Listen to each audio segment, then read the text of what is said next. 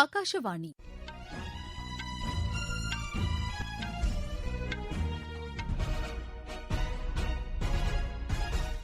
செய்திகள் வாசிப்பவர் மிருதுளா. தலைப்புச் செய்திகள்: தேசிய கல்விக் கொள்கை சமூக மாற்றத்தை உறுதி செய்திருப்பதாக குடியரசுத் தலைவர் திரு ராம்நாத் கோவிந்த் தெரிவித்துள்ளார். சுயசார்பு இயக்கம் உலக நாடுகளுக்கும் நன்மை பயக்கக்கூடியது என்று பிரதமர் திரு நரேந்திர மோடி கூறியுள்ளார். தமிழகம், புதுச்சேரி, கேரளா சட்டப்பேரவைத் தேர்தலுக்கான வேட்புமனு தாக்கல் நாளை தொடங்கவுள்ளது. வரும் சட்டப்பேரவைத் தேர்தலில் வாக்காளர் புகைப்பட அடையாள அட்டை அல்லது 11 ஆவணங்களில் ஏதேனும் ஒன்றை காண்பித்து வாக்களிக்கலாம் என்று தேர்தல் ஆணையம் கூறியுள்ளது. மகா சிவராத்திரி விழா இன்று கொண்டாடுவதையொட்டி ஹரித்துவாரில் பக்தர்கள் புனித கங்கையில் நீராடினர். இனி விரிவான செய்திகள். தேசிய கல்விக் கொள்கை நாட்டின் எதிர்பார்ப்பை பூர்த்தி செய்யும் என்று குடியரசுத் தலைவர் திரு ராம்நாத் கோவிந்த் கூறியுள்ளார். சென்னை அண்ணா பல்கலைக்கழகத்தின் பட்டமளிப்பு விழாவில் உரையாற்றிய அவர் வணக்கம் என்று கூறி தமிழில் தமது உரையை தொடங்கினார். வணக்கம். இந்த மதிப்பு மிக்க பல்கலைக்கழகத்தின் பட்டம் அளிப்பு விழாவில் உங்களை போன்ற உற்சாகமான மாணவர்கள் இடையே இருப்பதில் நான் பெரும் மகிழ்ச்சி அடைகிறேன். இன்று பட்டம் பெற்ற எனது இளம் நண்பர்களுக்கு குறிப்பாக அவர்களின் சிறப்பான செயல்திறன் மற்றும் கல்வி திறனுக்காக பதக்கங்களை வென்றவர்களுக்கு எனது மனமார்ந்த வாழ்த்துக்கள். சமூக மாற்றத்திற்கு கல்வி முக்கிய பங்கு வகிப்பதாக கூறிய அவர், இதன் அடிப்படையிலேயே உரிய ஆராய்ச்சிகளுக்கு பின்னர் தேசிய கல்விக் கொள்கை உருவாக்கப்பட்டதாக தெரிவித்தார். இதனை செயல்படுத்துவதன் மூலம் நவீன கற்றல் மற்றும் கற்பித்தல் முறைக்கு மாற முடியும் என்றும் அவர் குறிப்பிட்டார். பூரண ஞானம் பொழிந்த நன்னாடு என்ற மகாகவி பாரதியின் கவிதையை மேற்கோள் காட்டி அவர் பேசினார். I am reminded of the great poet Subramanya Bharati who wrote, "பூர்ண ஞானம் பொழிந்த நாடு புத்த பிரான் அருள் பொங்கை நாடு." இஸ்ரோவுடன் இணைந்து செயற்கைக்கோளை உருவாக்கிய முதலாவது இந்திய பல்கலைக்கழகம் அண்ணா பல்கலைக்கழகம் என்றும் திரு ராம்நாத் கோவிந்த் தெரிவித்தார். சுயசார்பு இந்தியா இயக்கம் நம் நாட்டுக்கு மட்டுமின்றி உலக நாடுகளுக்கும் நன்மை பயக்கக்கூடியதாகும் என்று பிரதமர் திரு நரேந்திர மோடி கூறியுள்ளார். திருச்சி மாவட்டம் திருப்பராய்த்துறை ஸ்ரீ ராமகிருஷ்ண தபோவனத்தை சேர்ந்த சுவாமி சித் பவானந்தாவின் மின்னணு வடிவிலான பகவத்கீதையை இன்று காணொலி காட்சி வாயிலாக வெளியிட்டு பேசிய அவர், இந்தியாவில் தயாரிக்கப்பட்ட கோவிட்-19க்கான தடுப்பு மருந்துகள் மனிதநேய அடிப்படையில் பிற நாடுகளுக்கு அனுப்பப்பட்டதை சுட்டிக்காட்டினார். குறுகிய காலத்தில் இந்திய விஞ்ஞானிகள் இந்த தடுப்பு மருந்தை கண்டுபிடித்ததாகவும் பிரதமர் தெரிவித்தார். கோவிட் தொற்று போன்ற பேரிடர் சூழலில் கீதையில் உள்ள உபதேசங்கள் வழிகாட்டியாக இருந்ததாகவும் அவர் கூறினார். பகவத்கீதை தற்போது மின்னணு வடிவில் வெளியிடப்பட்டிருப்பது இளைஞர்களை ஈர்க்கும் என்றும் திரு நரேந்திர மோடி நம்பிக்கை தெரிவித்தார். அசாம் மற்றும் மேற்குவங்க மாநில சட்டப்பேரவைக்கு முதற்கட்ட வாக்குப்பதிவிற்கான வேட்புமனுக்களை திரும்பப் பெற நாளை கடைசி நாளாகும். இந்த மாநிலங்களில் 2ஆம் கட்ட வாக்குப்பதிவிற்கு வேட்புமனுக்கள் தாக்கல் செய்யவும் நாளை கடைசி நாளாகும். 3ஆம் கட்ட வாக்குப்பதிவிற்கான அறிவிக்கையும் அசாம் மற்றும் மேற்குவங்க மாநிலங்களில் நாளை வெளியிடப்படுகிறது. தமிழகம், புதுச்சேரி மற்றும் கேரள மாநிலங்களில் சட்டப்பேரவைத் தேர்தல் ஒரே கட்டமாக அடுத்த மாதம் 6ஆம் தேதி நடைபெறவுள்ளதை அடுத்து அதற்கான தேர்தல் ஆணையத்தின் அறிவிக்கை நாளை வெளியிடப்பட்டு வேட்புமனு தாக்கல் தொடங்கவுள்ளது. அசாம் மாநிலத்தில் 47 சட்டப்பேரவைத் தொகுதிகளுக்கும் மேற்குவங்க மாநிலத்தில் 30 தொகுதிகளுக்கும் முதற்கட்ட வாக்குப்பதிவு இம்மாதம் 27ஆம் தேதி நடைபெறவுள்ளது. அடுத்த மாதம் 1ஆம் தேதி நடைபெறும் 2ஆம் கட்ட வாக்குப்பதிவில் அசாமில் 39 தொகுதிகளிலும் மேற்குவங்கத்தில் 30 தொகுதிகளிலும் நடைபெறவுள்ளன.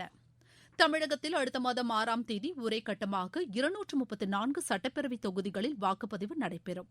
சட்டப்பேரவைத் தேர்தலுடன் கன்னியாகுமரி மக்களவைத் தொகுதிக்கான இடைத்தேர்தலும் நடைபெறவுள்ளது. சட்டப்பேரவைத் தேர்தலில் வாக்காளர் புகைப்பட அடையாள அட்டையை வாக்களிப்பதற்கு முன்பாக காட்ட வேண்டும் என தேர்தல் ஆணையம் உத்தரவிட்டுள்ளது. வாக்காளர் புகைப்பட அடையாள அட்டையை காட்ட இயலாதவர்கள் ஆதார் அட்டை, ஊரக வேலை உறுதி அளிப்பு திட்டப்பணி அட்டை, ஓட்டுநர் உரிமம், பான் கார்டு, பாஸ்போர்ட் உள்ளிட்ட 11 ஆவணங்களில் ஏதேனும் ஒன்றை காண்பித்து வாக்களிக்கலாம் என தேர்தல் ஆணையம் கூறியுள்ளது. வாக்குப்பதிவுக்கு 5 நாட்களுக்கு முன்னர் வாக்காளர் தகவல் சீட்டு அனைத்து வாக்காளர்களுக்கும் வழங்கப்படும் என்றும், எனினும் அது வாக்காளரின் அடையாளத்தை உறுதி செய்வதற்கான ஆவணமாக ஏற்றுக் கொள்ளப்பட மாட்டாது என்றும் தேர்தல் ஆணையம் வெளியிட்டுள்ள செய்திக்குறிப்பில் தெரிவித்துள்ளது. நீங்கள் கேட்டுக்கொண்டிருப்பது ஆகாஷவாணியின் செய்தி அறிக்கை.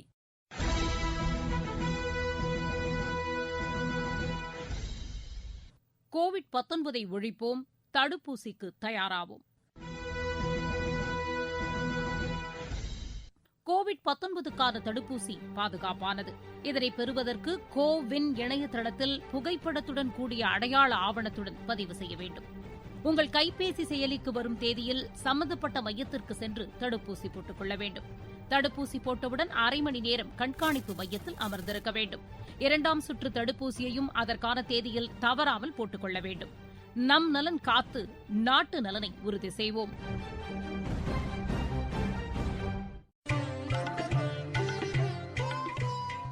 கோவிட்-19ற்கு எதிரான போரில் நமக்கான 3 கவசங்கள். முகக்கவசம் அணிவோம், தனிநபர் இடைவெளியை கடைபிடிப்போம், கை மற்றும் முக சுத்தம் பராமரிப்போம். நாட்டின் 75வது சுதந்திர தின விழா கொண்டாட்டங்கள் நாளை தொடங்கி 75 வாரங்களுக்கு நடத்தப்படுவதையொட்டி முதல் நாளில் நடைபெறும் ஆசாதி அம்ருத் விழாவில் பிரதமர் திரு நரேந்திர மோடி பங்கேற்கவுள்ளார்.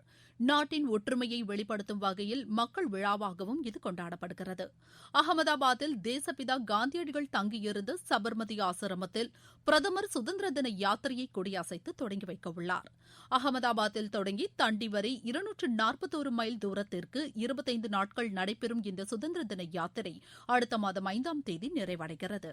மகா சிவராத்திரி இன்று நாடு முழுவதும் கொண்டாடப்படுகிறது. இதனையொட்டி குடியரசுத் தலைவர் திரு ராம்நாத் கோவிந்த், பிரதமர் திரு நரேந்திர மோடி உட்பட தலைவர்கள் பலர் வாழ்த்து செய்தி விடுத்துள்ளனர். நாடு முழுவதும் உள்ள சிவாலயங்களில் சிறப்பு பூஜைகள் நடைபெற்று வருகின்றன.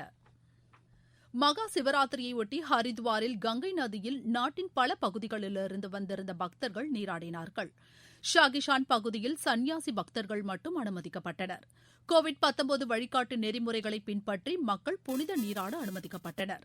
உத்தரகாண்ட் முதலமைச்சர் தீரத் சிங் ராவத் ஹரித்வார் சென்று புனித நிகழ்ச்சியில் கலந்து கொண்டார். இன்று மட்டும் 22 லட்சத்திற்கும் மேற்பட்ட பக்தர்கள் சமூக இடைவெளியுடன் பாதுகாப்புடன் கங்கையில் நீராட அனுமதிக்கப்பட்டதாக அங்குள்ள எமது செய்தியாளர் தெரிவிக்கிறார். தமிழக முதலமைச்சர் திரு எடப்பாடி பழனிசாமி சென்னை ஓமந்தூரார் அரசு மருத்துவமனையில் இன்று கோவிட்-19க்கான தடுப்பூசி போட்டுக் கொண்டார். பின்னர் செய்தியாளர்களிடம் பேசிய அவர், மாநிலம் முழுவதும் 2662 மையங்களில் தடுப்பு மருந்து செலுத்தப்பட்டு வருவதாக தெரிவித்தார். கொரோனா வைரஸ் நோய் என்பது ஒரு தொற்று நோய். எளிதாக ஒருவரிடமிருந்து மற்றொருவருக்கு பரவக்கூடிய ஒரு தொற்று நோய். இந்த நோயிலிருந்து விடுபடுவதற்கு அரசு மருத்துவமனை முதல் அனைத்து இடங்களிலும் தடுப்பூசி போடப்படுகிறது. 60 வயதுக்கு மேற்பட்டவர்கள் அனைவரும் தடுப்பூசியை போட்டுக் கொள்ள வேண்டும். 45 வயது இணைநோய் பிறநோய் இருக்கின்றவர்களும் தடுப்பூசி போட்டுக் கொள்ள வேண்டும். அந்த பாதிப்பிலிருந்து அனைவரையும் காத்துக் கொள்வதற்கு இப்பொழுது அரசு தடுப்பூசி போடப்படுகிறது. அனைத்து பொதுமக்களும் தடுப்பூசியை போட்டுக் கொள்ள வேண்டும் என்று அனைவரும் அன்போடு கேட்டுக்கொள்கிறேன். கோவிட்-19 தொடர்பான சிறப்பு கலந்துரையாடல் நிகழ்ச்சி FM கோல்டு மற்றும் கூடுதல் அலைவரிசைகளில் இன்று இரவு 9:30 மணிக்கு ஒலிபரப்பாக உள்ளது. தொலைபேசி வாயிலாக நேயர்களின் சந்தேகங்களுக்கு நரம்பியல் துறை நிபுணர் டாக்டர் ராஜேந்திர தமிஜா பதிலளிக்க உள்ளார். நேயர்கள் தங்களது சந்தேகங்களை ஆங்கிலத்திலோ ஹிந்தியிலோ தெரிவிக்கலாம். இதற்கான தொலைபேசி எண்கள் 1800115767 மற்றும் 0112331444. ஏர் நியூஸ் அலர்ட்ஸ் என்ற டுவிட்டர் பக்கத்தில் ஆஸ்க் ஏர் என்ற ஹேஷ்டேகை பயன்படுத்தியும் நேயர்கள் தங்களது சந்தேகங்களை பதிவிடலாம். நியூஸ் ஆன் ஏர் என்ற யூடியூப் சேனலிலும் செல்போன் செயலி மூலமாகவும் இன்று இரவு 9:30 மணி முதல் கோவிட்-19 தொடர்பான சிறப்பு கலந்துரையாடல் நிகழ்ச்சியினை கேட்கலாம். இந்தியா இங்கிலாந்து இடையேயான முதலாவது டுவெண்டி கிரிக்கெட் போட்டி நாளை நடைபெறுகிறது. இப்போட்டி இரவு 7 மணிக்கு அகமதாபாத்தில் தொடங்குகிறது. மீண்டும் தலைப்புச் செய்திகள். தேசிய கல்விக் கொள்கை சமூக மாற்றத்தை உறுதி செய்திருப்பதாக குடியரசுத் தலைவர் திரு ராம்நாத் கோவிந்த் தெரிவித்துள்ளார். சுயசார்பு இயக்கம் உலக நாடுகளுக்கும் நன்மை பயக்கக்கூடியது என்று பிரதமர் திரு நரேந்திர மோடி கூறியுள்ளார். தமிழகம், புதுச்சேரி, கேரளா சட்டப்பேரவைத் தேர்தலுக்கான வேட்புமனு தாக்கல் நாளை தொடங்க உள்ளது. வரும் சட்டப்பேரவைத் தேர்தலில் வாக்காளர் புகைப்பட அடையாள அட்டை அல்லது 11 ஆவணங்களில் ஏதேனும் ஒன்றை காண்பித்து வாக்களிக்கலாம் என்று தேர்தல் ஆணையம் கூறியுள்ளது. மகா சிவராத்திரி விழா இன்று கொண்டாடுவதையொட்டி ஹரித்வாரில் பக்தர்கள் புனித கங்கையில் நீராடினர். இத்துடன் இந்த செய்தி அறிக்கை நிறைவு பெற்றது.